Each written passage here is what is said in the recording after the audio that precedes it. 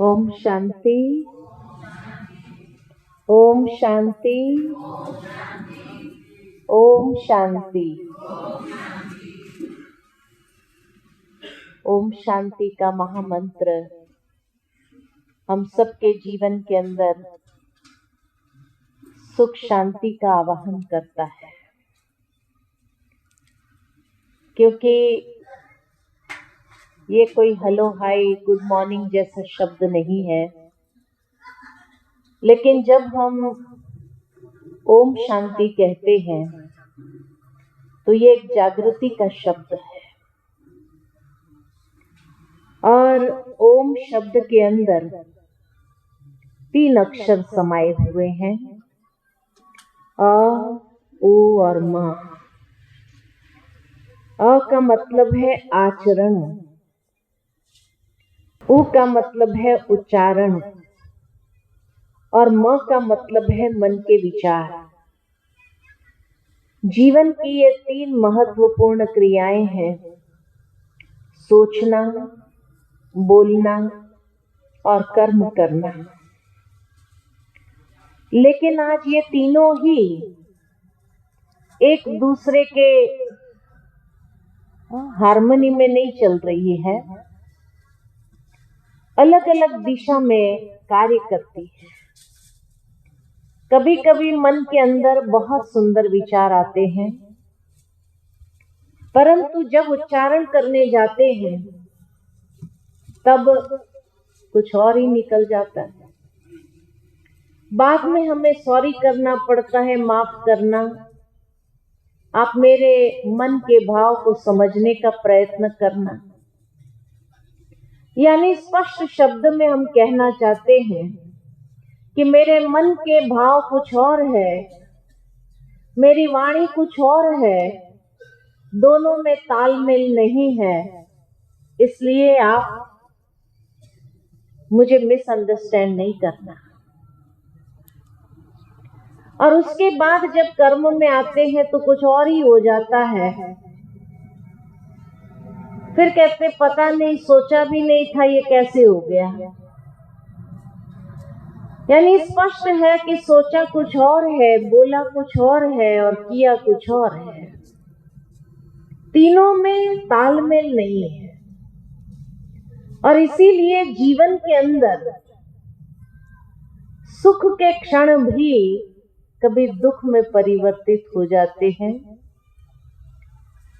व्यक्ति कभी कभी अपने मुख से कुछ ऐसे वचन उच्चारण कर देते हैं, बाद में उसको महसूस होता है कि ये मुझे नहीं कहना चाहिए था, निकल गया, क्या करूं, दुखी हो जाता है। इसीलिए आज का जो विषय रखा है कि सुख को जीवन में आने का एक अवसर दो। भावार्थ ये है कि सुख तो हमारे जीवन में आना चाहता है, लेकिन हम उसको अवसर ही कहाँ दे रहे हैं। सुख तो यही कहता है कि मैं अपने मालिक की सेवा करूं, मैं अपने मालिक के जीवन में जाऊं, लेकिन हम उसको अवसर नहीं देते हैं। और इसीलिए जीवन में सुख आना चाहते हुए भी हम जब उसको आने ही नहीं देंगे तो क्या होगा।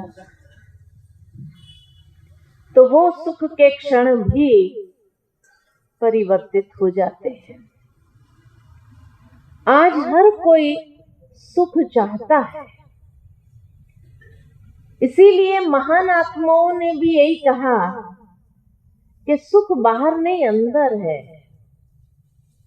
लेकिन अंदर कहाँ है पता ही नहीं है।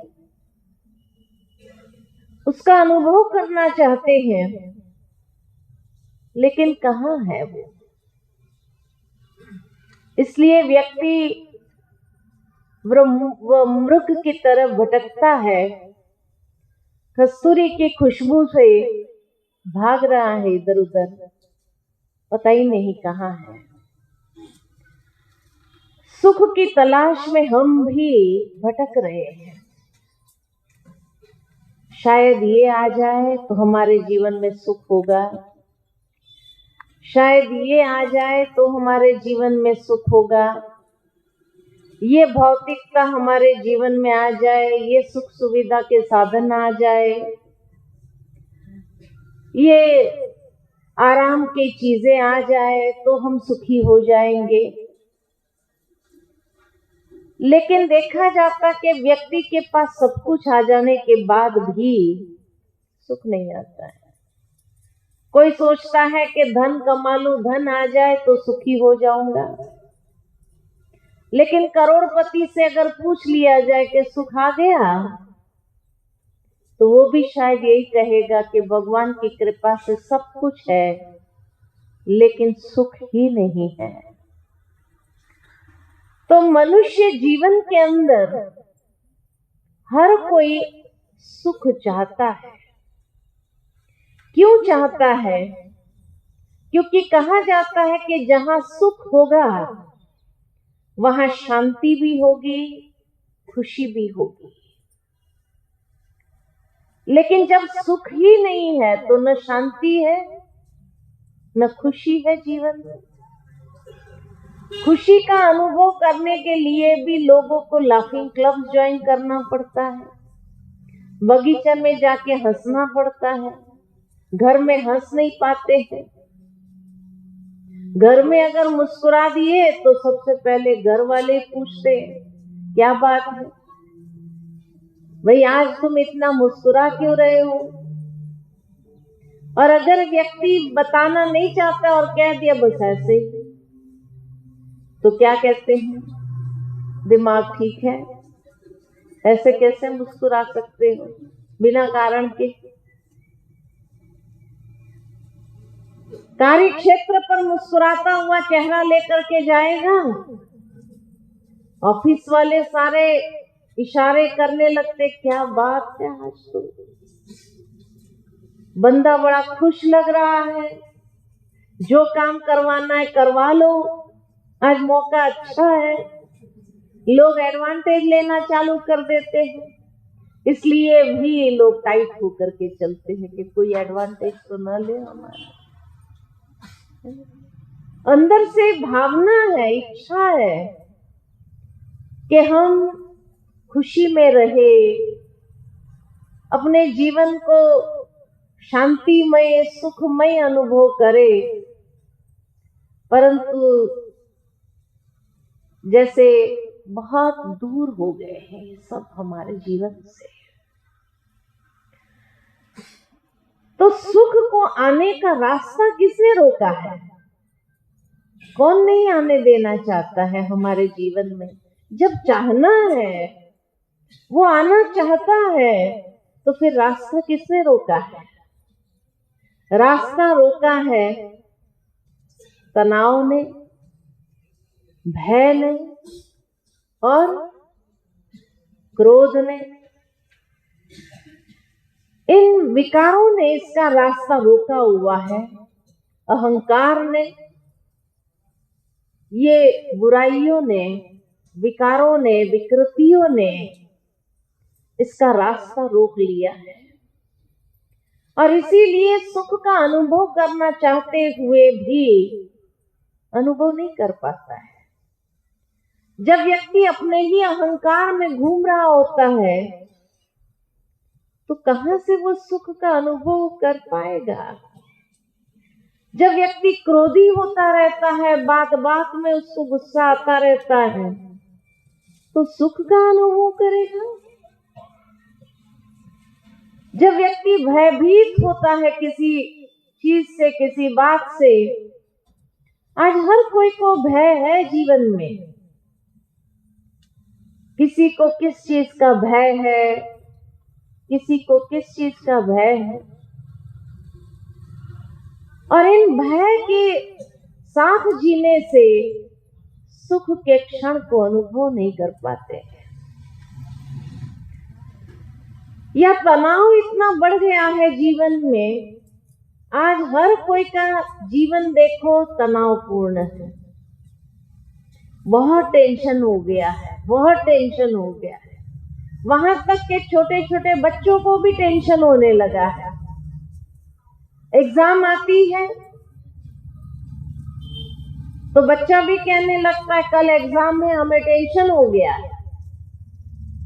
उस बच्चे से अगर पूछा जाए बेटा टेंशन का अर्थ क्या है, शायद वो बता नहीं सकता है कि क्या हो रहा है उसको, लेकिन हर कोई को टेंशन जरूर हो रहा है। और इसीलिए जब इन विकृतियों ने हमारे जीवन में स्थान ले लिया है, तो जीवन में जो सुख को आने का अवसर मिलना चाहिए, ये अवसर हम देते ही नहीं है। इसीलिए आज हर कोई परेशान है। ये कोई जीवन है? यही सोचते हैं कि ये कोई जीवन है? टेंशन में जीना कोई जीवन है? भय में जीना कोई जीवन है? बात बात में गुस्सा आता है, गुस्सा करना नहीं चाहते फिर भी गुस्सा आ जाता है, ये कोई जीवन है? यही सोचते हैं कि क्या जीवन की क्वालिटी है। तो सुख को जीवन में कैसे आने दे, उसकी चाबी कहाँ है? भीतर है सुख, लेकिन कैसे हम भीतर से उसका अनुभव करें, बाहर उसको ले आए। एक कहानी याद आती है मुझे कि एक बार एक व्यक्ति बाहर कहीं से आया, रात हो गई थी तो गाड़ी पार्क किया उसने, और गाड़ी पार्क करने के बाद वो जैसे ही गाड़ी से बाहर निकला कि उसकी चाबी गिर गई। अब नीचे बालू था तो बालू में चाबी कहाँ चली गई पता नहीं चली। ढूंढ रहा है, अब बिना चाबी के घर में कैसे जाए, घर में और कोई था ही नहीं।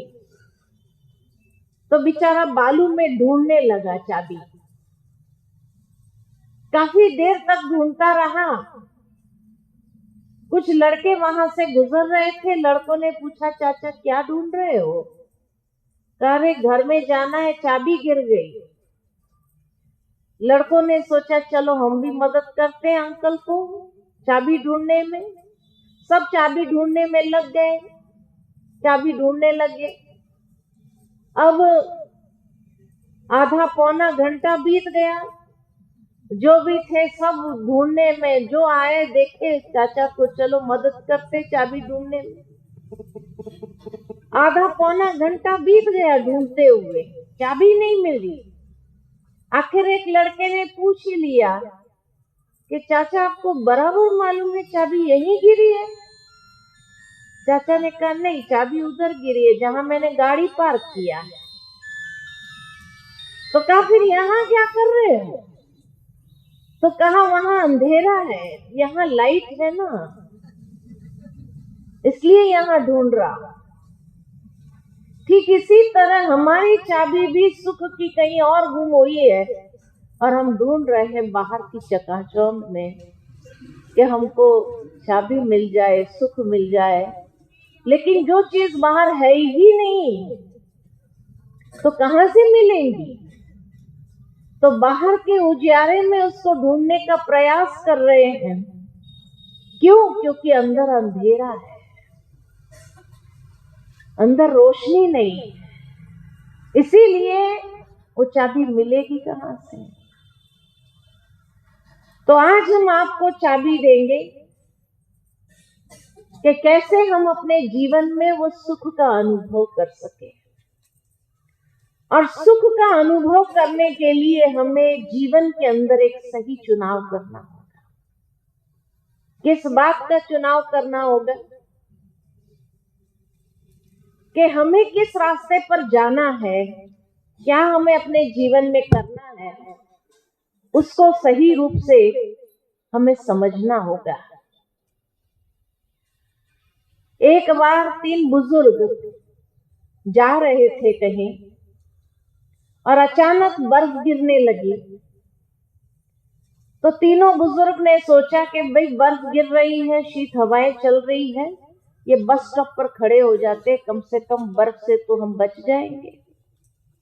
तो बस स्टैंड पर खड़े रहे, लेकिन शीत हवाएं ऐसी चल रही थी कि तीनों ठंडी के मारे कांप रहे थे।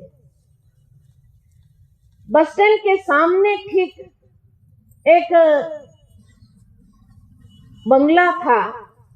तो बंगले की जो मालकिन थी उसने सोचा चलो शाम ढल चुकी है, बर्फ भी गिरने लगी है, मैं पर्दे बंद कर दूं, लाइट जला दूं।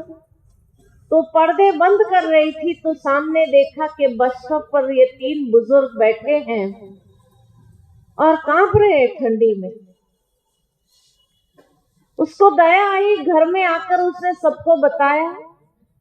परिवार वाले सभी इकट्ठे बैठे थे, सभी को बताया कि बस स्टॉप पर तीन बुजुर्ग बैठे हैं और ठंडी के मारे कांप रहे हैं, क्या करें। तो जो घर का मालिक था उसका पति, उसने कहा एक काम करते हैं, तीनों को अंदर बुला लो और ये कमरा है बाजू में, तो कमरे में वो आराम भी करेंगे और ठंडी हवा से भी बचे रहेंगे, बीमार पड़ जाएंगे।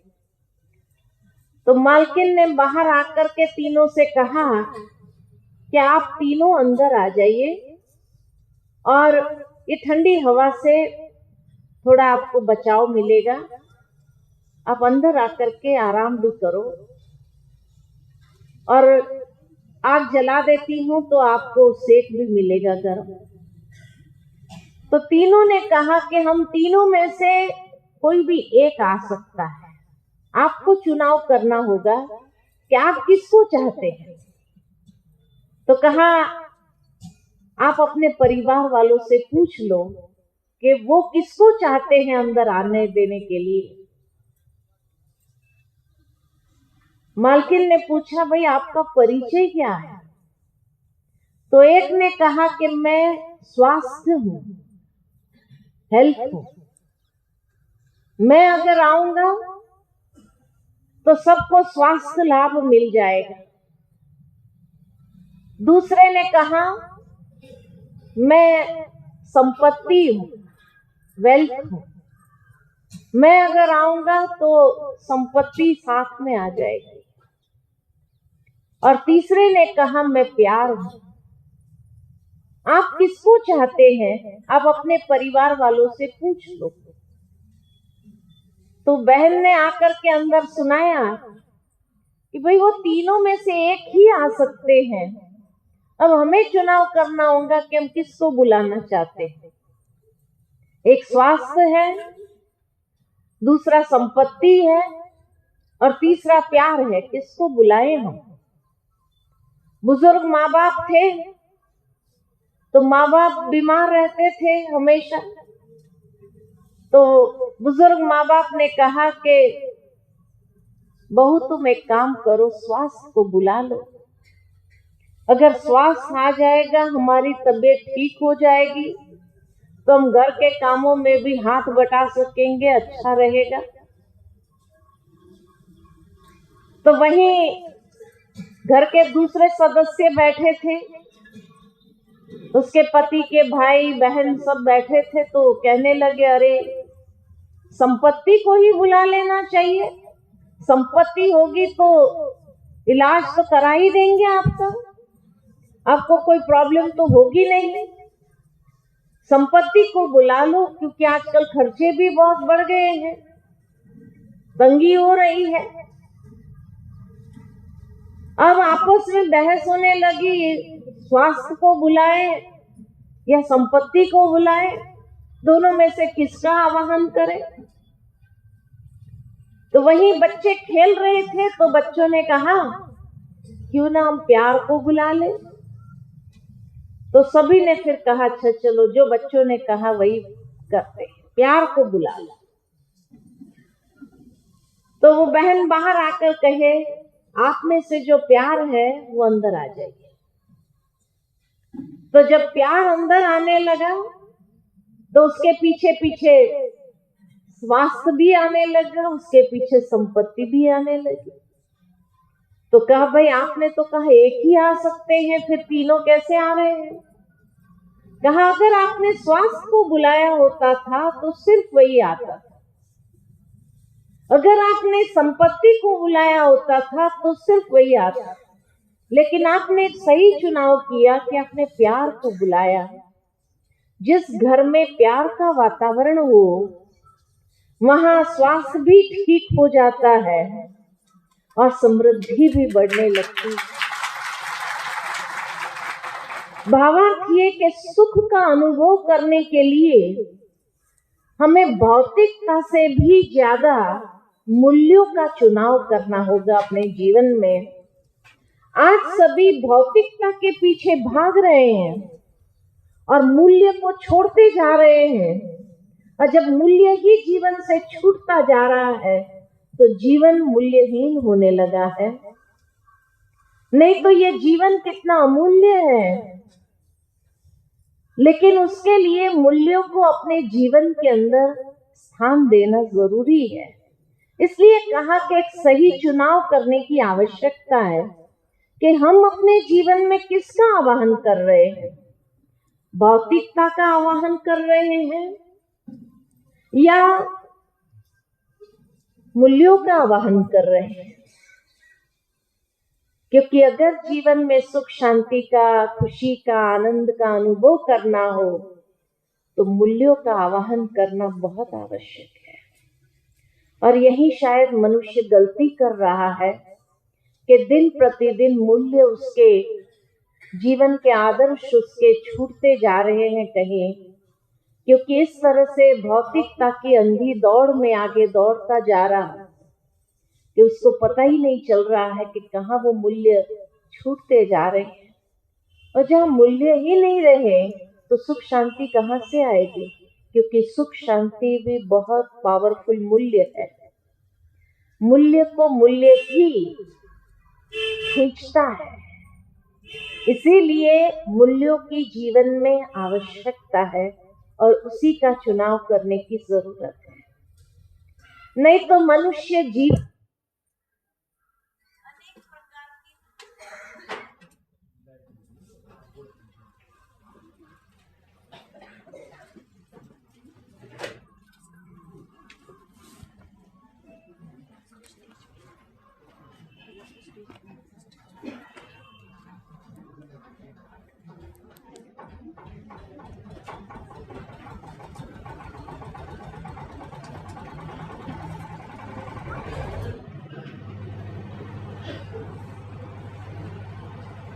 रघु रघु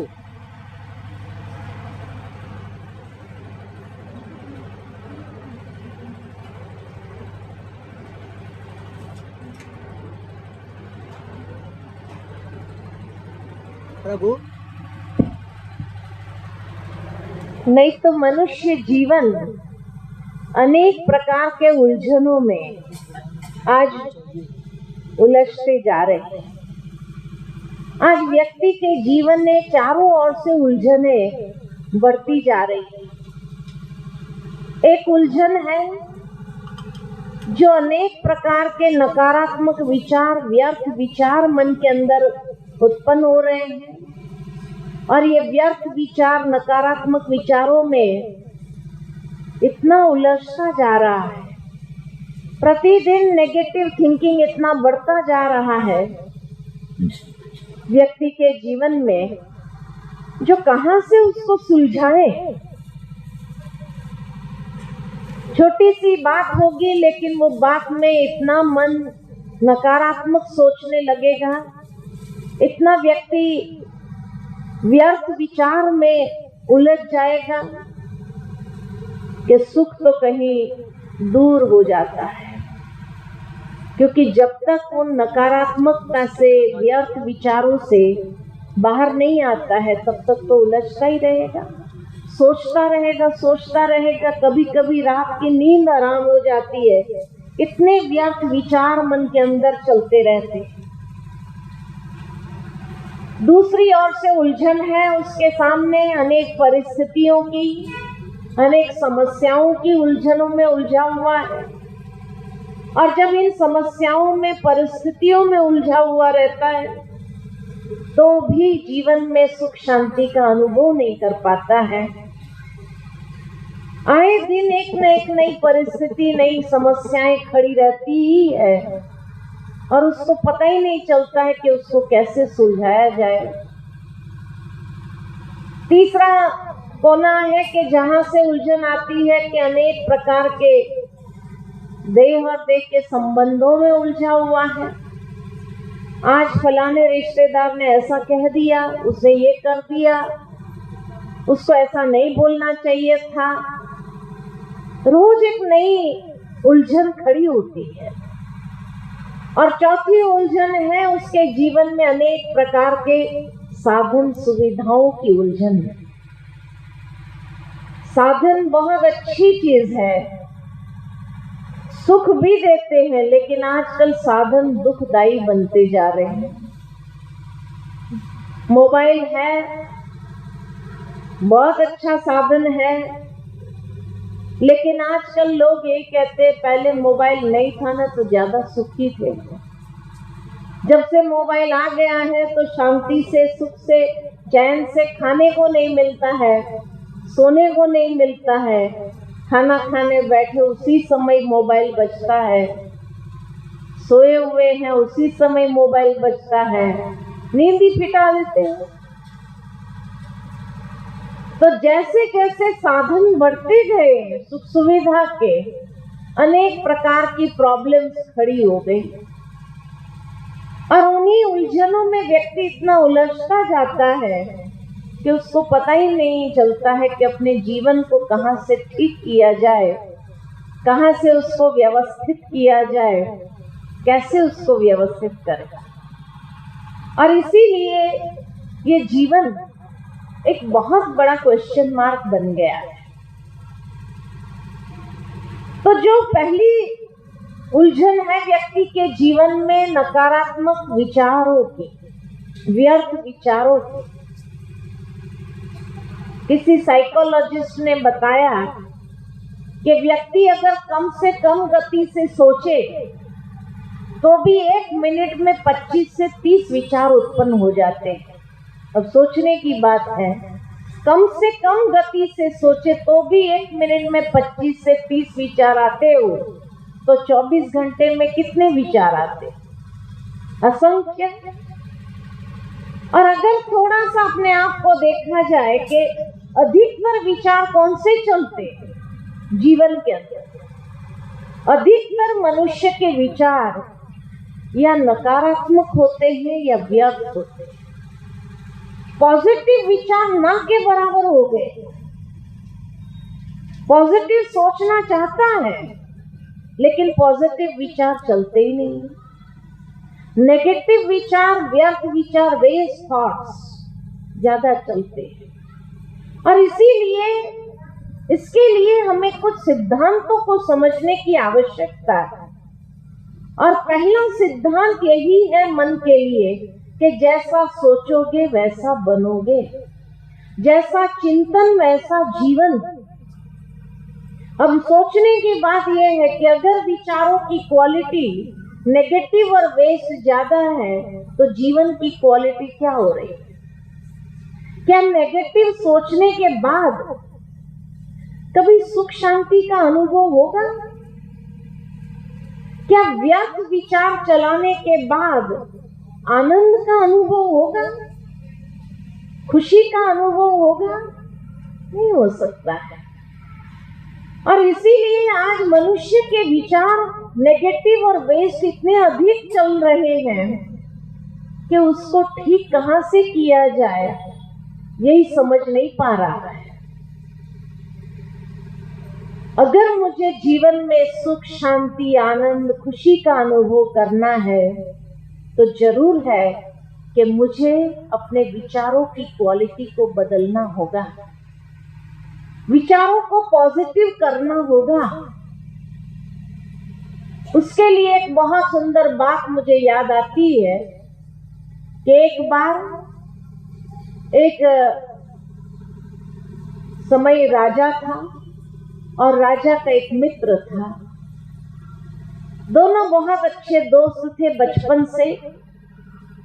मित्र जो था वो लकड़े का व्यापारी था, बहुत बड़ा लकड़े का कारोबार उसका चल रहा था।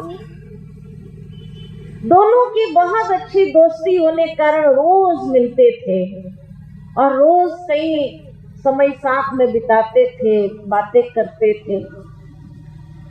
एक दिन वो लकड़े का व्यापारी अपने लकड़े के गोदाम में जाकर लकड़े का स्टॉक देख रहा था कि कितना लकड़ा पड़ा है, हिसाब लगा रहा था। देखते देखते चंदन के लकड़े के पास आया तो देखा चंदन के लकड़े बहुत सारे। अब सोचने लगा कि उसका व्यापारी दिमाग चलने लगा कि इसमें कितने पैसे लगे हुए, अब इतना सारा चंदन का लकड़ा कौन खरीदेगा और ये पैसा मेरा निकलेगा कैसे इसमें से। तो मनुष्य स्वभाव ऐसा बन गया है कि कोई भी परिस्थिति आती है तो नेगेटिव विचार पहले आ जाता है। तो उसके मन में विचार आया कि ये लकड़े तो तभी खत्म होंगे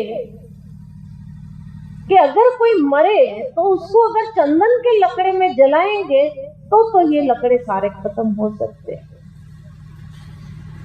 लेकिन अगर साधारण व्यक्ति मरेगा तो उसको तो चंदन के लकड़े में नहीं जलाएंगे, तो बड़ा व्यक्ति मरना चाहिए। अब बड़ा व्यक्ति था कौन? राजा। तो सोचने पड़ गया कि अब राजा मरे कैसे, क्योंकि राजा की उम्र नहीं है अभी तो मरने की, इतना स्वस्थ है तो राजा तो मरेगा नहीं। फिर विचार आया कि अगर कोई चढ़ाई करे तब तो मर सकता है, लेकिन दूसरी ओर मन कहता है चढ़ाई भी कौन करेगा, अड़ोस पड़ोस के राज्य के साथ भी उसकी बहुत अच्छी मित्रता है तो कोई चढ़ाई भी नहीं करेगा। फिर सोचने लगा कि अगर उसको कोई खत्म कर दे तब तो मर सकता है, लेकिन खत्म भी कौन करेगा, प्रजा सारी उससे बहुत खुश है तो कोई खत्म भी नहीं कर सकता है। तो सोच सोच मर के आखिर वहां तक पहुंच गया कि अगर खत्म कर सकता है तो मैं ही कर सकता। मैं उसका दोस्त हूँ, मेरा रोज आना जाना मिलना उसके साथ होता है, तो कोई मेरी चेकिंग होती नहीं राजभवन में, जब राजमहल में जाता हूँ तब तो मैं ही उसको खत्म करके निकलना हूँ, किसी को पता ही नहीं चलेगा। लेकिन मारने का साहस उसके पास नहीं था, इसीलिए सोचता रहा राजा मरे तो कैसे मरे, राजा मरे तो कैसे मरे। रात की नींद उड़ गई उसकी, नींद नहीं आती थी, रोज रोज सोचता ही रहता था राजा मरे तो कैसे मरे। अब राजा को जब मिलने आता था तभी भी उसका दृष्टिकोण बदल गया, वो मित्रता भाव खत्म हो गया, आपसी बातों में भी कोई इंटरेस्ट नहीं आ रहा था, कुछ अच्छा ही नहीं लग रहा था, यही देखता था ये मरे तो कैसे मरे, ये मरे तो कैसे मरे। अब उसके विचारों के तरंग राजा तक पहुंचते हैं और राजा सोचता है कि ये मेरा मित्र जो है लकड़े का व्यापारी इतना पैसे वाला है, लेकिन ये किसके लिए कमाता होगा, उसके आगे पीछे कोई है ही नहीं, तो ये कमाता किसके लिए है। तो राजा ने सोचा अगर ये मर जाए तो उसकी सारी प्रॉपर्टी राज्य को मिल जाएगी। अब राजा भी सोचने लगा ये मरे तो कैसे मरे, है ना, दोनों एक दूसरे के सामने आते हैं, एक दिखावा है, मित्रता भाव नहीं है, मिलते हैं, बैठते हैं, समय बिताते हैं, लेकिन आपस में बातचीत नहीं हो रही है पहले जैसी मित्रता वाली। अंदर में यही चल रहा है, ये मरे तो कैसे मरे, ये मरे तो कैसे मरे।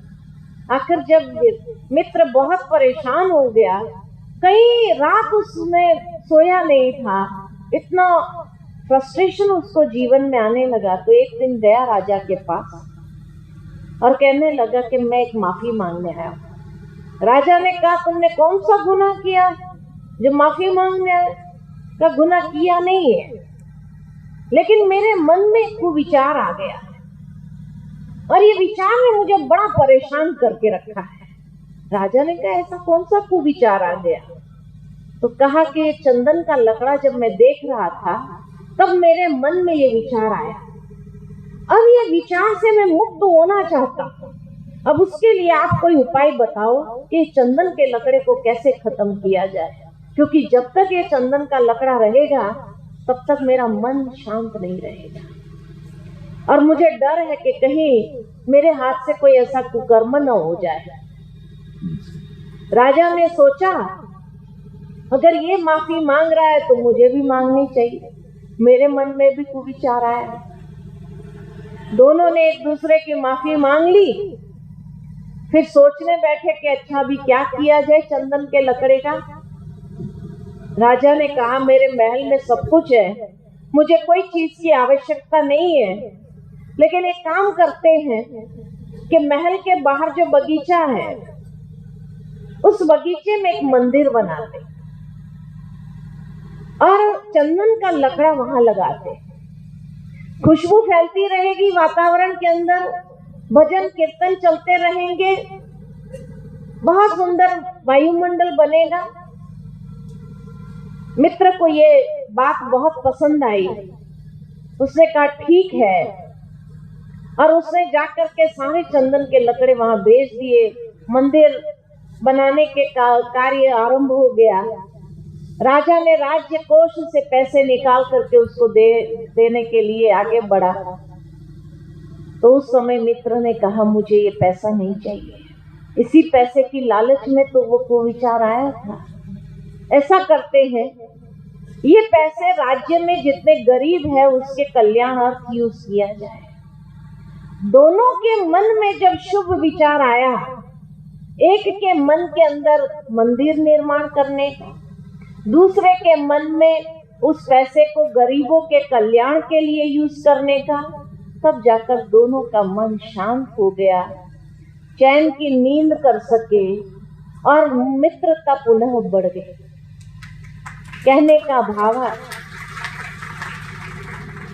इसीलिए कहा जाता है किसी का अगर अच्छा न सोच सको तो भी कम से कम बुरा मत सोचो, क्योंकि जैसे ही विचारों के तरंग हम छोड़ते हैं वायुमंडल के अंदर, वही विचार के तरंग घूम करके अपने पास ही आने हैं। ये सूक्ष्म गति है, ये एक ऐसी रहस्य है कि जो किसी और के लिए हम सोचते हैं वही हमारे लिए। इसीलिए कहते हैं दूसरों के लिए खड्डा खोदने वाला उसी खड्डे में पहले खुद गिरता है। तो ये जीवन का एक अनादि सिद्धांत है कि जो सोचोगे, जैसा सोचोगे वैसा बनोगे। और वो विचार मनुष्य के जितने नकारात्मक और व्यर्थ चलेगा, नींद हराम हो जाएगी, नींद फिट जाएगी, आराम नहीं मिलेगा, चैन नहीं मिलेगा, सुख नहीं अनुभव कर पाएंगे। तो पहले तो हम अपने विचारों की क्वालिटी को चेक करें कि मेरे विचारों की क्वालिटी क्या है। दूसरा सिद्धांत यही है कि सकारात्मक नकारात्मक से बहुत शक्तिशाली है। Positive is always stronger than negative. ये याद रहे, जितना पॉजिटिव विचार, सकारात्मक विचार होंगे शक्तिशाली होंगे, जितना नेगेटिव विचार होंगे उतने व्यक्ति को भीतर से कमजोर करता है। क्योंकि हर विचार के पीछे मेंटल एनर्जी हमारी कंज्यूम होती है, और इसीलिए व्यर्थ और नकारात्मक विचार जितना चलाते हैं तो प्रोडक्टिव नहीं है, वो हमारी एनर्जी को, मेंटल एनर्जी को ड्रेन करते हैं, और इसीलिए व्यक्ति मानसिक रूप से कमजोर होने लगता है। और जब व्यक्ति मानसिक रूप से कमजोर होता है तो डिप्रेशन के शिकार बनने लगता है। आज दुनिया के अंदर सबसे अच्छा बिजनेस किसका चलता है?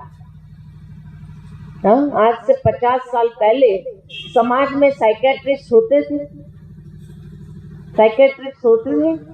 नहीं, मनोचिकित्सक नहीं होते थे। और आज हर शहर में सबसे अच्छा बिजनेस किसका चलता है? मनोचिकित्सक का। क्यों? शांति से बात तो सुनता है, और बात सुनने का 1000-1500 रुपया ले लेता है। बड़े शहरों में बड़ा प्राइस होता है उसका, है ना?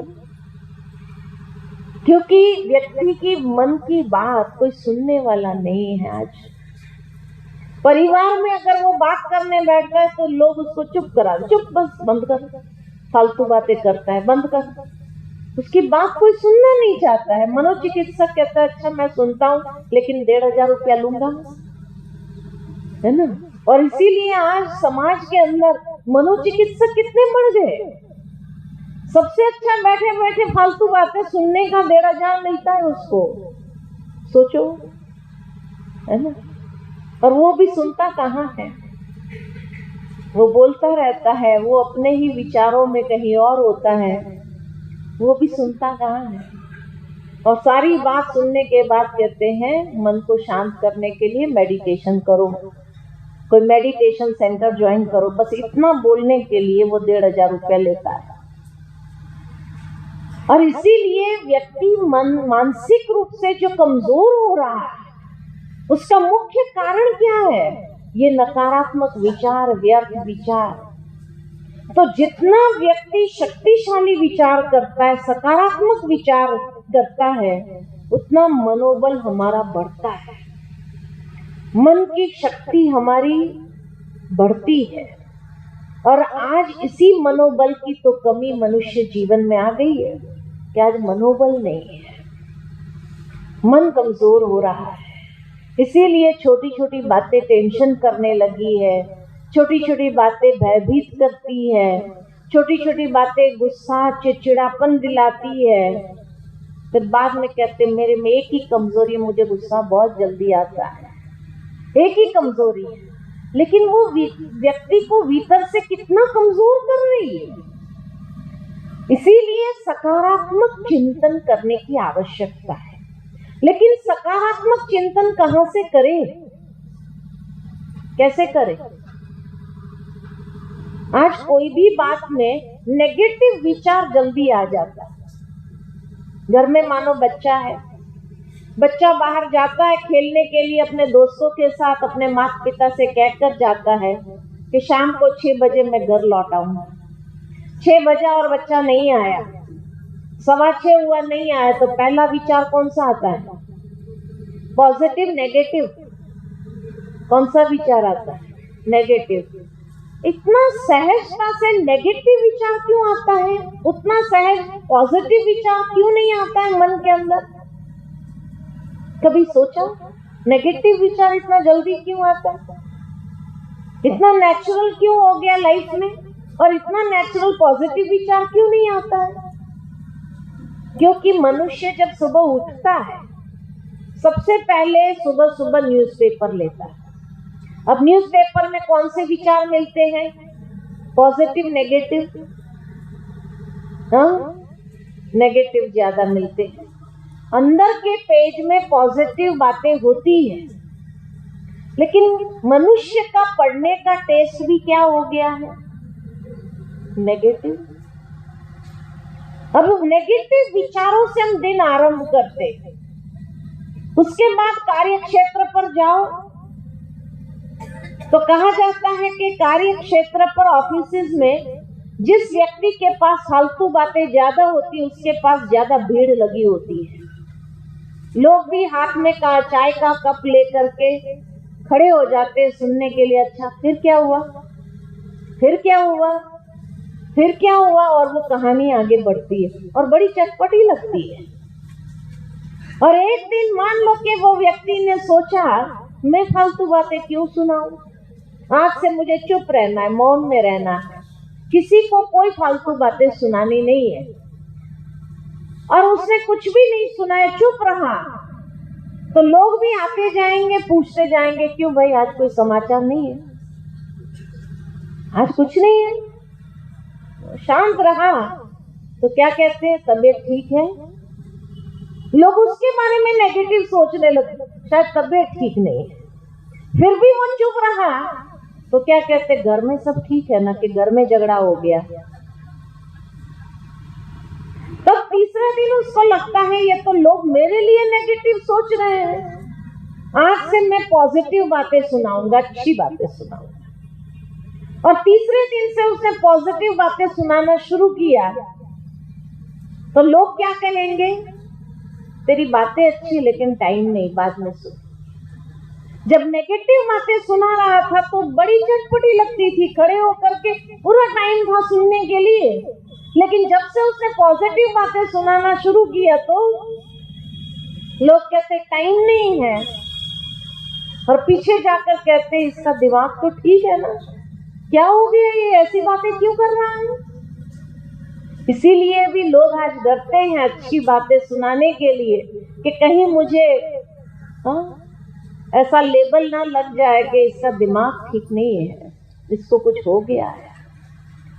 कहने का भावार्थ कि आज व्यक्ति की मानसिक शक्ति क्षीण होती जा रही है, मनोबल क्षीण हो रहा है, क्योंकि नकारात्मक चिंतन, व्यर्थ चिंतन सुबह से लेकर के शाम तक, शाम को जब घर आता है टेलीविजन चालू करता है। आजकल टेलीविजन में क्या होता है, कोई भी सीरियल देखो, हर सीरियल में क्या आता है, हर सीरियल में क्या आता है, आप लोग तो देखते हो ना, हम तो देखते नहीं, लेकिन आप लोग जैसे हमें सुना के जाते तो पता चलता है कि क्या चल रहा है। क्या आजकल टीवी सीरियल के अंदर घर में पॉलिटिक्स कैसे खेलना चाहिए, ईर्ष्या कैसे करनी चाहिए, बदला कैसे लेना चाहिए, उसके सिवाय और कुछ होता है क्या, और कुछ होता है। तो सुबह से लेकर रात तक जो इनपुट जा रहे हैं अंदर, पॉजिटिव है या नेगेटिव है, कौन सा मैक्सिमम है, कौन सा मैक्सिमम है, नेगेटिव। अब जैसा इनपुट वैसा प्रोसेस, वैसा आउटपुट। अगर इनपुट नेगेटिव है तो आउटपुट पॉजिटिव कैसे रहेगा जीवन में। सारा दिन इनपुट नेगेटिव लिया, प्रोसेसिंग वही चला, तो आउटपुट सुख शांति आनंद प्रेम होगा। इसीलिए आज परिवारों के अंदर न सुख है, न शांति है, न आनंद है, न प्रेम है, न कोई शक्ति महसूस होती है, क्योंकि इनपुट ही वैसा जा रहा है। इसीलिए नेगेटिव सोचने के लिए हमारे पास बहुत मसाला है, पॉजिटिव सोचने के लिए 5 मिनट से ज्यादा नहीं सोच सकते। और सकारात्मकता शक्तिशाली है, नकारात्मकता कमजोर कर रही है। इस सिद्धांत को भी समझना होगा। तो इसीलिए सकारात्मकता कहां से मिलेगी? आध्यात्मिकता एकमात्र स्रोत है जहां से हमें पॉजिटिव इनपुट मिलेगा।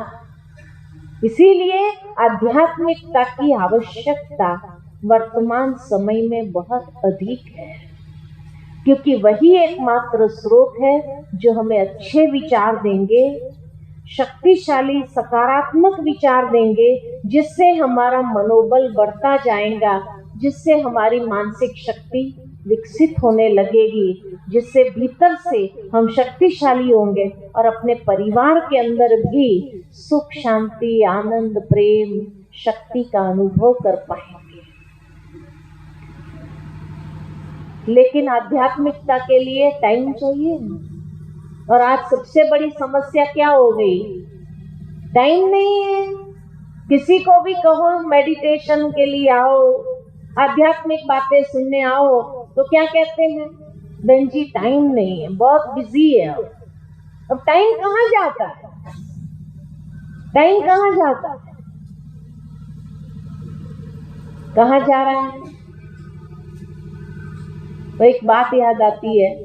एक बार एक लड़का था, काम ढूंढ रहा था, कई जगह काम ढूंढने के लिए गया, हर कोई मना कर देता, कोई काम नहीं है, कोई काम नहीं है। आखिर किसी ने उसको बता दिया, फलाने सेठ जी के पास चले जाओ, तुम्हें काम मिल जाएगा। तो गया उस सेठ जी के पास और कहा सेठ जी काम चाहिए। तो सेठ जी ने पूछा क्या काम करोगे? कहा कोई भी काम करूंगा, मैं यंग हूँ, शक्तिशाली हूँ, आप जो काम कहेंगे मैं करूंगा, काम तो बताओ मुझे। सेठ जी ने कहा कि देखो, सेठ जी लकड़े का व्यापारी था, तो कहा लकड़े काटने, काटोगे? कहा काटूंगा। तो सेठ जी पीछे गोदाम में ले गए, लकड़े का ढेर दिखाया उसको और कहा ये सारे लकड़े काट ले। कहा काट, कोई बात नहीं। सेठ जी ने उसको कुल्हाड़ी पकड़ा दी, लकड़े काटने लगा। शाम को सेठ जी ने सोचा देखे तो सही वो लड़के ने कितना काम किया है। चक्कर लगाने गए, देखा तो सारे दिन में 25 लकड़े काटे। तो सेठ जी ने कहा तेरे अंदर अच्छी शक्ति है, चल तेरी नौकरी पक्की, रोज सुबह 9 बजे आ जाने का, लकड़ा काटने का, दिन में 1 घंटा आराम मिलेगा, 5 बजे तक काम करने का। ठीक है। रोज जाने लगा, रोज लकड़ा काटने लगा। 10 दिन बीता। सेठ जी ने सोचा देखे तो सही वो लड़का आखिर क्या काम कर रहा। तो देखने गए शाम को, तो सारे दिन में 15 लकड़ा काटा। सेठ जी ने पूछा भाई क्या बात है, पहले दिन तो तूने 25 लकड़े काट दिए थे, आज 15 लकड़े तक आ गया। लड़के ने कहा यही बात तो मुझे भी समझ में नहीं आ रही है कि मैं सारा दिन मेहनत करता हूँ, मैं आलस भी नहीं करता हूँ, बैठता भी नहीं, लकड़े कम क्यों हो रहे समझ में नहीं आ रहा। सेठ जी ने कहा थोड़ी और मेहनत करो। तो ठीक है, थोड़ी और मेहनत करूंगा। और मेहनत करने लगा, लेकिन और 8-10 दिन बीते। सेठ जी ने सोचा देख के आता हूँ क्या करता है। देखने गए तो सारे दिन में उसने 10 लकड़े काटे। तो क्या बात है, यही तो समझ में नहीं आ रहा है, लकड़ा काटता हूँ, सारा दिन मेहनत करता हूँ, बैठता भी नहीं हूँ, लकड़े कम क्यों हो रहे समझ में नहीं आ रहा है। सेठ जी ने कहा एक बात बताओ कि ये 20 दिन में तुमने कुल्हाड़ी की धार कितनी बार तेज किया? तो लड़के ने कहा टाइम कहाँ मिलता है, सारा दिन तो मैं लकड़ा काटता हूँ, टाइम कहाँ है। अब क्या कहेंगे? सेठ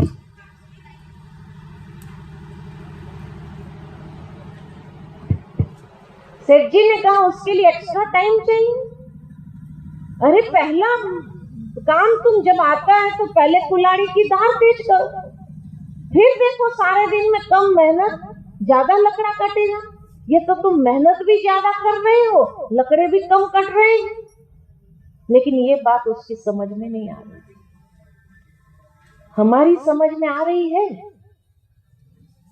हमारी समझ में आ रही है कि दिन प्रतिदिन टेंशन बढ़ रहा है, कार्य क्षमता क्षीण हो रही है, गुस्सा चिड़चिड़ापन बढ़ रहा है, मानसिक शांति खत्म हो रही है, जीवन में पारिवारिक सुख समाप्त हो रहा है।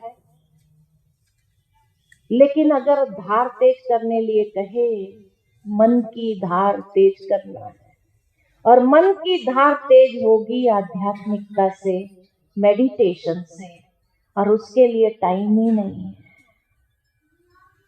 सारा दिन इतना कार्य व्यस्त है हम कि उसके लिए टाइम नहीं है, धार तेज करने का टाइम नहीं है।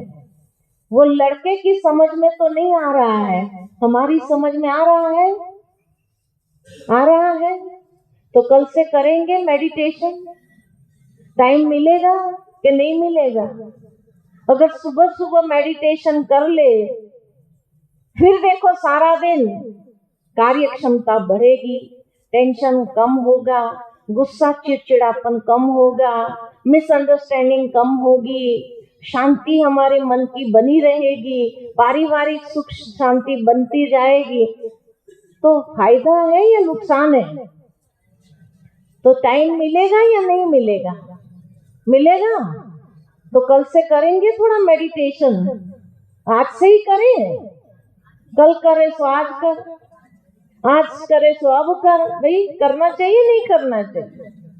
हाँ, तो करेंगे ना।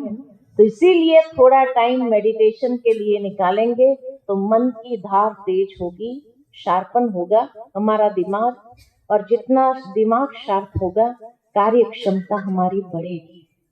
करके देख लो, प्रयोग करके देख लो। अगर फायदा हो तो आगे कंटिन्यू करना, नहीं फायदा तो छोड़ देना। हमारा अनुभव हम आपको सुना रहे हैं, ठीक है। फिर दूसरी उलझन जो है, अनेक परिस्थितियों की उलझन। आए दिन नई समस्या खड़ी हो जाती है, नई परिस्थिति खड़ी हो जाती है, और इसलिए हर रोज जब नई परिस्थिति समस्याएं खड़ी हो जाती है तो उसको कैसे सुलझाएं। उसको सुलझाने के लिए सहज विधि है कि हमें अपने नजरिए को बदलना होगा। हर परिस्थिति को देखने के दो नजरिए होते हैं, एक पॉजिटिव, एक नेगेटिव। जितना हम पॉजिटिव नजरिया अपनाएंगे तो समस्याओं को सुलझाना आसान हो जाएगा। लेकिन अगर नकारात्मक दृष्टिकोण अपना लिया तो परिस्थिति और बड़ी होती जाएगी, और छोटे से छोटी बात भी इतनी बड़ी महसूस होगी। मनुष्य इतना उलझता जाएगा, कैसे उसको ठीक करे, कहां से उसको ठीक करे, समझ नहीं पाएगा। दूसरी बात हमें यह समझना है कि कोई भी समस्या की उपज कहां से है। कहा जाता है कि problems are the creation of a weak mind.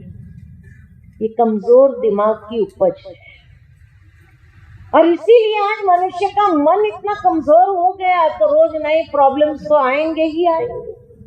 मन को सशक्त करो, शक्तिशाली बनाओ, तो बड़े से बड़ी बात को भी सुलझाना आसान हो जाएगा। नहीं तो छोटे से छोटी बातों में भी फंसे पड़े रहेंगे। बातें आएंगी, कोई भी जीवन में समस्या आती है, कोई भी चीज आती है तो उसका आने का एक समय होता है, जाने का एक समय होता है।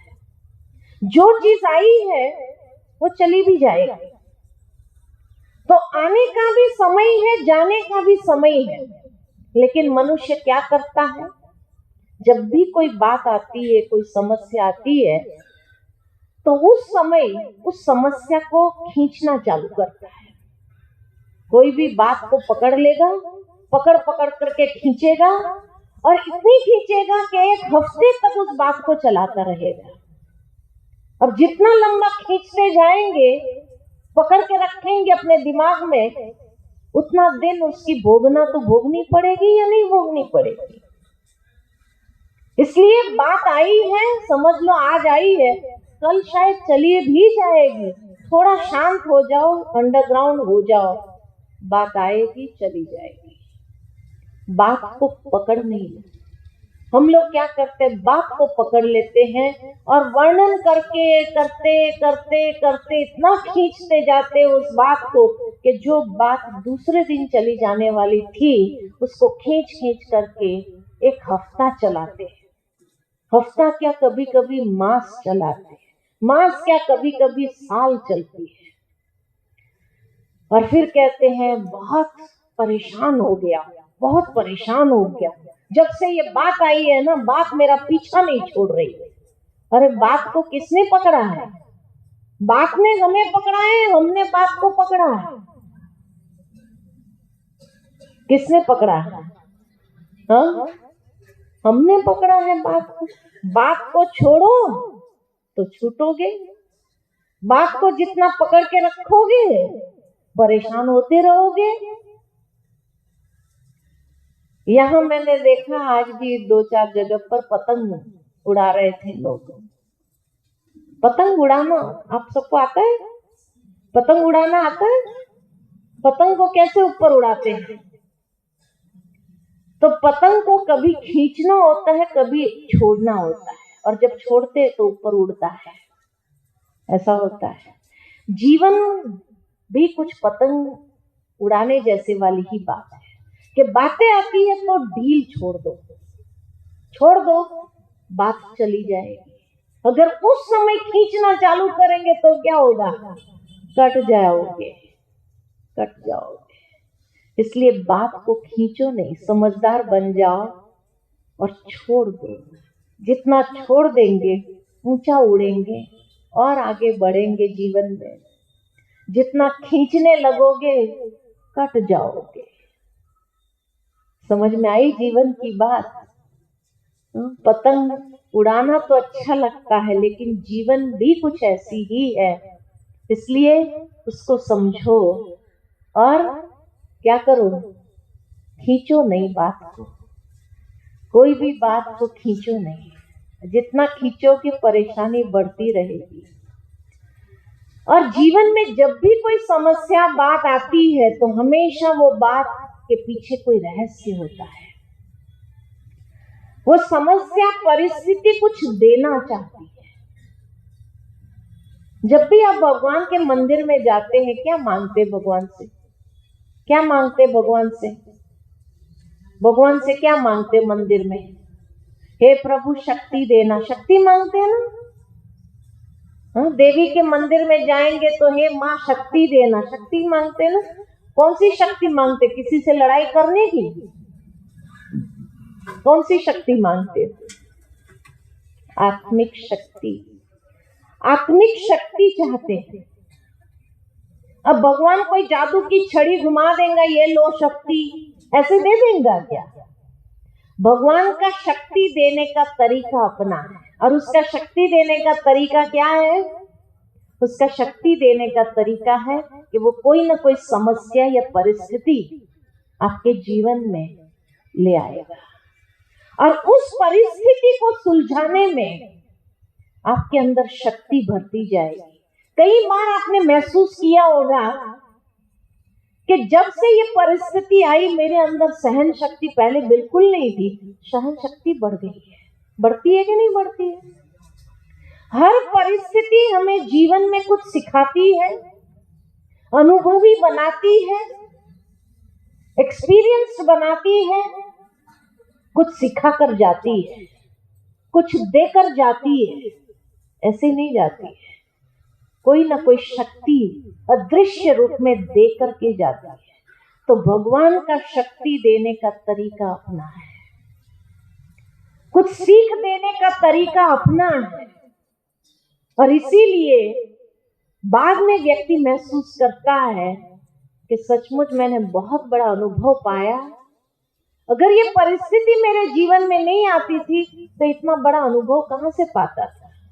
तो कुछ न कुछ पाने को मिलता है। मुझे याद आता है कि हमारे पास एक बार एक कलेक्टर आए थे। वो अपना अनुभव सुना रहे थे। कहा कि मैंने जैसे ही एमकॉम कंप्लीट किया तो एमकॉम कंप्लीट करने के बाद मुझे नौकरी लग गई एक बैंक में, और मैं बहुत खुश था कि लोगों को पढ़ाई करने के बाद, ग्रेजुएशन डिग्री लेने के बाद भी नौकरी नहीं मिलती है, और मैंने एमकॉम कंप्लीट किया और मुझे नौकरी मिल गई, और बैंक में भी इतनी अच्छी जॉब मिली। बड़ा खुश था मैं, बहुत खुशी से अपना काम करता था, और मेरा और कोई विचार नहीं था कि बड़ी अच्छी नौकरी मुझे लग गई, बस अब ये नौकरी छोड़नी नहीं है, क्योंकि उसमें प्रमोशन के चांसेस बहुत थे। तो इसीलिए मैं बहुत खुश था कि मुझे बहुत अच्छी नौकरी मिली। लेकिन साल के अंदर ही ऐसा हुआ, ऐसी परिस्थिति का निर्माण हुआ, उस परिस्थिति में मैं ऐसा फंस गया कि मेरे ऊपर बहुत बड़ा एक गलत इल्जाम लग गया, और इतना बड़ा इल्जाम लगा मेरे ऊपर कि मुझे रेजिग्नेशन देना पड़ा, छोड़ना पड़ा उस नौकरी को। मुझे बहुत दुख हुआ, इतना दर्द हुआ कि जो काम मैंने किया नहीं, जो गलती मैंने किया नहीं, और मेरे ऊपर इतना बड़ा इल्जाम कैसे आ गया। मैं बहुत दुखी हो गया, इतना दुखी हो गया, मुझे समझ में नहीं आया कैसे हुआ। लेकिन मैं सोच सोच करके, जैसे मेरा मन इतना परेशान रहने लगा, मुझे कुछ सूझता नहीं था। मैंने अनेक जगह नौकरी के लिए फिर एप्लीकेशन डाली, लेकिन नौकरी कहाँ मिलती है? मिलती थी तो कम दर्जे की मिलती थी। अब जो एक बार उस पोस्ट पर काम कर चुका हो साल भर, तो उसको नीचे की कैसे स्वीकार हो। और मेरे मन में इतने नेगेटिव विचार आने लगे, बहुत नेगेटिव विचार, और मैं डिप्रेशन में जाने लगा। उतने में क्या हुआ कि मेरा एक दोस्त आया मुझे मिलने के लिए, वो IAS बना। तो वो मेरे को मिलने आया, और जैसे ही मुझे देखा उसको लगा कि अरे तू तो डिप्रेशन में जा रहा है, ये कैसी बातें कर रहा है तुम। तो उसने कहा कि चलो तुम अभी तो कोई नौकरी तो है नहीं तेरे पास, और तुम हमेशा पढ़ाई में तो इतना होशियार रहा है, तुम एक काम कर, आईएएस का फॉर्म भर दे, माइंड को डाइवर्ट कर। और उसने मेरे को जबरदस्ती वो फॉर्म भरवाया। मेरा माइंड थोड़ा डाइवर्ट तो हुआ, होशियार तो मैं था पढ़ने में। तो जैसे ही मैंने आईएएस का किया, मैं उसमें सिलेक्ट हो गया, और सिलेक्शन के बाद मैं पास भी हो गया, आईएएस बन गया। कलेक्टर जब बन गया तब मुझे महसूस हुआ कि क्यों मेरे ऊपर वो इल्जाम लगा था, क्योंकि अगर इल्जाम नहीं लगता था तो मैं उस नौकरी को कभी छोड़ने वाला नहीं था। और भगवान मुझे कुछ बढ़ा देना चाहता था, मेरी योग्यता, मेरी क्षमता के अनुसार। लेकिन ये बात तब मुझे समझ में आई जब मैं आईएएस बना, जब मैं कलेक्टर की पोस्ट पर आया, तब मुझे समझ में आया कि भगवान खुश नहीं था मुझे उस पोजीशन पर देख करके। और अगर वहां होता था तो वहां रह करके मैं कभी आईएएस का फॉर्म भरने वाला ही नहीं था। मैं बहुत खुश था उसी नौकरी से। और इसीलिए जीवन में ऐसी परिस्थिति आई जिसने मुझे वहां से उखाड़ा। लेकिन आज समझ में आया कि ये परिस्थिति मेरे जीवन में क्यों आई थी, कि ईश्वर मुझे बहुत कुछ बढ़ा देना चाहता था। वो उस छोटी सी बात से वो संतुष्ट नहीं था, मैं तो संतुष्ट हो गया था, लेकिन वो संतुष्ट नहीं था। और इसीलिए मेरे सामने इतनी बड़ी बात आई। आज मुझे लगता है कि वो परिस्थिति कितनी कल्याणकारी थी मेरे लिए, और वो दोस्त कितना अच्छा था जो सही समय पर आकर मुझे वो फॉर्म पकड़ा के गया। नियति देखो कैसे खेल खेलती है, और किस तरह से मुझे वहां से निकाल करके आज कहाँ पहुंचा दिया। इसलिए जीवन में कभी भी कोई भी परिस्थिति आती है, कोई भी समस्या आती है, तो उस समय समझ लो कुछ देने आई है। और अगर पॉजिटिव दृष्टिकोण अपना लिया कि ये सोचने लग जाए कि क्या देना चाहती है ये मुझे, तो खुशी होगी। और देने के बाद भी ईश्वर का धन्यवाद करेंगे, शुक्रिया करेंगे, दुखी नहीं होंगे। तो जब भी जीवन में कोई परिस्थिति आती है, नेगेटिव दृष्टिकोण नहीं अपनाओ, पॉजिटिव दृष्टिकोण से देखो, तो कुछ न कुछ सीख मिलेगी, कोई ना कोई अनुभव मिलेगा, कुछ न कुछ प्राप्ति होगी, कुछ न कुछ बड़ा ईश्वर देना चाहता है। तब भी आपके सामने वो परिस्थिति आती है, अदृश्य रूप में शक्ति मिलती है, बहुत कुछ मिल जाता है एक परिस्थिति के अंदर। तो इसीलिए पॉजिटिव दृष्टिकोण को अपनाओ। रहस्य समाया हुआ है, और उस रहस्य को खुलने तक थोड़ी धैर्यता रखनी पड़ती है। ठीक है, तो आज के बाद परेशान तो नहीं हो जाओगे। कोई परिस्थिति, समस्या आई तो क्या सोचोगे, कुछ देने आई है। और फिर देखो कितनी खुशी, हल्के रहेंगे आप, कभी टेंशन में नहीं आएंगे, कभी फ्रस्ट्रेशन में नहीं आएंगे, बहुत अच्छा महसूस होगा। और फिर है देह और देह के संबंधों की उलझन, और ये उलझन भी दिन प्रतिदिन बढ़ती जा रही है। संबंधों में लोग उलझते जा रहे हैं। लेकिन एक बात, एक सिद्धांत यहां भी याद रखे कि जो देंगे वही वापस आएगा। आप किसी को सहयोग दो, सहयोग मिलेगा। आप किसी को सम्मान दो, सम्मान मिलेगा। आप किसी को गाली दो, क्या मिलेगा, गाली मिलेगी। जो देंगे वही वापस आएगा। तो संबंधों में मुझे क्या देना है? देखो, आप ये हॉल के अंदर हर चीज दे रही है। कुर्सी जिस पर आप बैठे हैं आपको आराम दे रही है, ये माइक दे रहा है, लाइट दे रही है ना? हर चीज दे रही है, हवा दे रही है,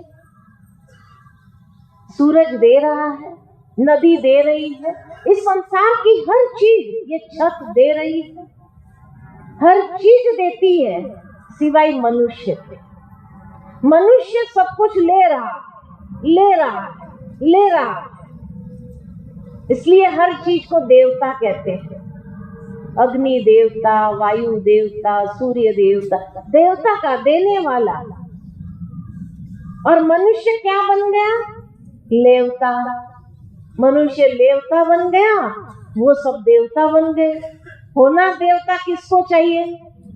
मनुष्य को देवता होना चाहिए, लेकिन आज मनुष्य लेवता बन गया, लेता जा रहा है, लेता जा रहा है, लेता जा रहा है। आज के बाद एक संकल्प करते हैं, आज एक संकल्प करते हैं कि कल से मुझे भी कुछ न कुछ देना है। मैं कोई चीज, वस्तु, धन देने की बात नहीं कर रही हूँ। आप उसके सिवाय भी बहुत कुछ दे सकते हैं। किसी को सहयोग दो, किसी को सम्मान दो, किसी को अच्छे शब्द बोलो, अच्छे शब्द दो, शुभ भावना दो, दुआएं दो, कुछ न कुछ दे करके देखो। उसके बाद कितनी आत्मतृप्ति महसूस होती है, कितनी खुशी महसूस होती है। तो कल से देवता बनेंगे, देवता बनेंगे, लेवता बनेंगे। हाँ, देवता बनेंगे, कुछ न कुछ देना है। देने के बाद महसूस करना अच्छा लगा या अच्छा नहीं लगा। देने के बाद अगर अच्छा नहीं लगे तो छोड़ देना, अगर अच्छा लगे, देने में आपको खुशी मिले, आनंद मिले, सुकून मिले। देखो, रास्ता किसी को पार कराने में भी जब वो दुआ देता है तो सुकून मिलता है। मिलता है कि नहीं मिलता? तो किसी को छोटा सा सहयोग देने में भी सुकून मिलता है, सुख मिलता है। तो देवता बनने में सुख मिलता है, लेवता बनने में सुख मिलता है? कभी नहीं मिलेगा। तो आज के बाद आज एक दृढ़ संकल्प करेंगे मेरे साथ में। जो करेगा वो हाथ तो खड़ा करो, देवता बनने का। कल से देवता बनेंगे, बनेंगे नहीं बनेंगे? भाई साहब, आप बनेंगे? हाँ? देवता बन करके देखो कितनी खुशी होती है। अगर खुशी नहीं मिली तो छोड़ देना, कोई बात नहीं। लेकिन अगर खुशी मिली, सुकून मिला, तो उसको कंटिन्यू करेंगे, करेंगे तो देवता बनेंगे। देवता बनना कितना सहज है, कितना सहज है। हाँ? तो इसीलिए दे और दे के संबंधों में उलझने के बजाय देना चालू करो। देना चालू करेंगे ना, परिवार में सुख शांति आ जाएगी, गृहस्थ जीवन सुखी होने लगेगा। और दूसरी बात, एक सीक्रेट बताती हूँ मैं आप, कि गृहस्थ जीवन में एक दूसरे को अप्रिशिएट करना सीखो। एक बात याद आती है, हंसी की बात याद आती है कि एक बार एक पति पत्नी थे। तो पत्नी हमेशा अपना पति धर्म निभाती थी कि जब भी पति आता था तो दरवाजा खोल करके उसके हाथ से जो सामान होता था ले करके पानी तैयार रखना, चाय नाश्ता आदि बनाकर तैयार रखना, सब तैयार रखती थी। लेकिन एक दिन पति जब घर में आया तो दरवाजा खुला ही था और पत्नी टीवी देख रही थी, उठ करके आई नहीं, हाथ में से चीज लिया नहीं, कुछ खा रही थी और टीवी देख रही थी। पति ने आते ही पूछा, भाई क्या बात है? तो पत्नी ने कहा, कोई बात नहीं। पति ने सोचा चलो कोई बात नहीं, उसका प्रोग्राम चल रहा होगा, कोई सीरियल चल रही होगी, मैं खुद ही पानी पी लेता हूँ। किचन में गया तो देखा तो रात के बर्तन भी ऐसे ही पड़े हैं, किचन इतना गंदा है, खाना बना ही नहीं है, पानी पीने के लिए एक गिलास तक नहीं है। वो फिर बाहर आकर पूछता है, क्या बात है? पत्नी ने कहा, कोई बात नहीं। पति ने खुद ही एक गिलास को मांझ करके उसमें पानी लेकर पी लिया। फिर सोचा फ्रेश हो जाता हूँ, तो कमरे में गया। जब कमरे में देखा तो बिस्तर भी ऐसा ही पड़ा है, कमरा इतना गंदा, कपड़े इधर पड़े उधर पड़े हैं, न सफाई हुई है, न कपड़े धुलाई हुए, कुछ भी नहीं। पति फिर बाहर आकर पत्नी को वो जोर से जरा झुंझलाते हुए पूछता है, आखिर बात क्या है? तो पत्नी ने कहा कि रोज शाम को आप आकर के एक ही बात कहते हो मुझे कि तू सारा दिन करती क्या है, तू सारा दिन करती क्या है? आज मैंने कुछ नहीं किया, आज मैंने सुबह से कुछ नहीं किया, तो आप देख सकते ये घर का हाल क्या है। इसीलिए अगर पति सारा दिन काम करते हैं तो पत्नियां भी घर में काम करती है। अप्रिशिएट कर लो, तो शायद गृहस्थ जीवन बहुत अच्छा हो जाएगा। नहीं तो अगर ये हड़ताल पर चली जाएंगे ना तो फिर बड़ा मुश्किल हो जाएगा, है ना। इसीलिए आपस में एक दूसरे का सम्मान करते हुए अप्रिशिएट करना सीखो, गृहस्थ जीवन बड़ा अच्छा हो जाएगा। अगर एक दूसरे को अप्रिशिएट करने में आपको खुशी ही मिलेगी, अगर आप अप्रिशिएट करेंगे तो वो भी कल से लेकर आपके तारीफ करेंगी, अप्रिशिएट करेगी। तो इसीलिए एक दूसरे के भावनाओं को रिस्पेक्ट करते हुए, एक दूसरे की भावनाओं को सम्मान देते हुए, आप अगर एक दूसरे को अच्छे शब्द कुछ बोल सकते हैं तो वो अच्छे शब्द भी आपको कितना सुकून देता है, कितना सुख आपके गृहस्थ जीवन में आ जाएगा। तो क्या करेंगे, क्या करेंगे? पत्नियां भी पति को अप्रिशिएट जरूर करो, है ना, और पति भी अपनी पत्नियों को जरूर अप्रिशिएट करो। तो गृहस्थ जीवन अगर उससे ये एक चाबी है, और ये चाबी अगर आजमा लो जीवन के अंदर तो गृहस्थ जीवन कैसा हो जाएगा? सुखी होगा कि दुखी होगा? सुखी हो जाएगा। करके तो देख लो। और साधन सुविधाओं के उलझन में उलझे हुए हैं, इसलिए मैंने कहा आजकल साधन सुख सुविधा बहुत अच्छी है, लेकिन मालिक बनकर प्रयोग करो तो साधनों के गुलाम नहीं बनो। साधनों की गुलामी अगर स्वीकार की तो परेशान करके रख देगा, सुख का अनुभव होने नहीं देगा। तो इसीलिए जीवन में जो सुख सुविधा के साधन है, जब आपको प्रयोग में लाना है उसका प्रयोग करो, नहीं करना है उसको रख दो। मोबाइल बहुत अच्छी चीज है, लेकिन मालिक बनकर प्रयोग करो, उसके गुलाम नहीं बनो। जब चाहो उसका मुंह बंद रखो, जब चाहो आप प्रयोग करो। जब इस तरह से प्रयोग करेंगे तो आप देखेंगे कि यही सुख सुविधा के साधन आपको परेशान नहीं करेंगे। सुना है आजकल जापान वालों ने ऐसा मोबाइल बनाया है वाटरप्रूफ कि बाथरूम में आप नहाते नहाते भी आप बात कर सकेंगे। अब ऐसी गुलामी क्या काम की? कुछ स्थान ऐसे होते जहां तो शांति से चैन से अपना क्रियाकर्म कर ले, लेकिन वहां भी अगर इसी की गुलामी अगर स्वीकार कर ली तो जीवन की स्थिति क्या हो जाएगी? जीवन को किस तरह से बनाकर रख देगा। लोग रिकॉर्ड ब्रेक करते हैं, मोबाइल पर 10.5 घंटे बात किए। क्या बात किया होगा 10.5 घंटे तक? समझ में नहीं आता है कि क्या बात करते हैं इतना। लेकिन कहने का भावार्थ मेरा यह है कि कैसी गुलामी है। और उसके बाद जो परेशानी जीवन के अंदर आती है, संबंधों में आने लगती है, व्यवहार में आने लगती है, वो शायद बहुत कष्टदायी होती है। इसलिए साधन बहुत अच्छी चीज है, लेकिन मालिक बनकर प्रयोग करो तो। और दूसरा, ईश्वर को सर्व संबंधों से याद करो। परमात्मा के लिए कहते भी है त्वमेव माताश्च पिता त्वमेव बंधुश्च सखा। सर्व संबंध ईश्वर के साथ जोड़ सकते हैं, और सर्व संबंध ईश्वर के साथ जोड़ करके देखो, और सर्व संबंधों का रस उस ईश्वर से प्राप्त करो। यही तो योग है। योग माना अपने मन का तार ईश्वर के साथ जोड़ना, और जब मन का तार ईश्वर के साथ जुड़ता है, बहुत शक्ति उस स्रोत से प्राप्त होने लगती है, बहुत आत्मा जैसे तृप्त होने लगती है, सशक्त होने लगती है। ईश्वर ने हर किसी को कोई न कोई विशेषता का वरदान दिया हुआ है, इतना अथाह ज्ञान दिया हुआ है। इस ज्ञान का मनन चिंतन करते हुए अपने मन को भरपूर करते जाओ, सशक्त करते जाओ।